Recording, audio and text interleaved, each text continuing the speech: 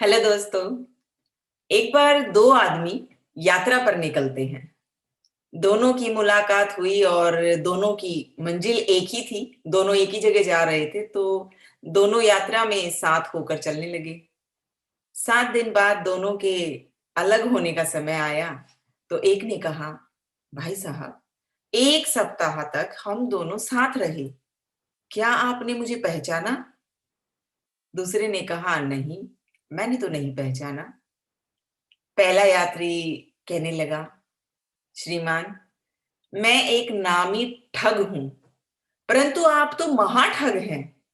आप मेरे भी गुरु निकले। दूसरे यात्री ने कहा, वो कैसे? तो पहले यात्री ने कहा, कुछ पाने की आशा में मैंने लगातार निरंतर 7 दिन आपकी तलाशी ली।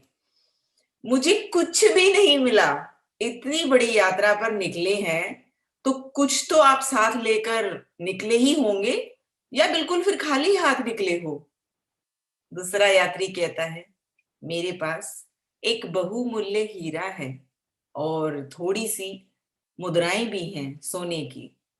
पहला यात्री कहने लगा, तो फिर इतने प्रयास करने के बावजूद वो मुझे मिले क्यों नहीं? दूसरा यात्री कहने लगा, मैं जब भी बाहर जाता, वो हीरा और मुद्राएं तुम्हारी पोटली में रख देता था, और तुम 7 दिन तक मेरी झोली टटोलते रहे, अपनी पोटली संभालने की जरूरत ही नहीं समझी। तो फिर तुम्हें कैसे मिलता भला, और कहां से मिलता? यही समस्या हर इंसान की है। आज का इंसान अपने सुख से सुखी नहीं है, दूसरे के सुख से दुखी है, क्योंकि निगाह सदैव दूसरे की गठरी पर रहती है।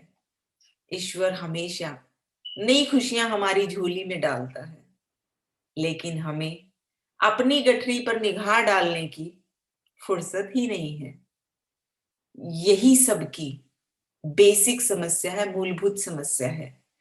जिस दिन से इंसान दूसरे की ताक झांक बंद कर देगा, उसी पल सारी समस्याएं अपने आप सोल्व हो जाएंगी, सारी समस्याओं का समाधान हो जाएगा।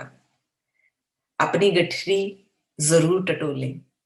जीवन में सबसे बड़ा रहस्य और मंत्र है, स्वयं को टटोले और जीवन पथ पर आगे बढ़े।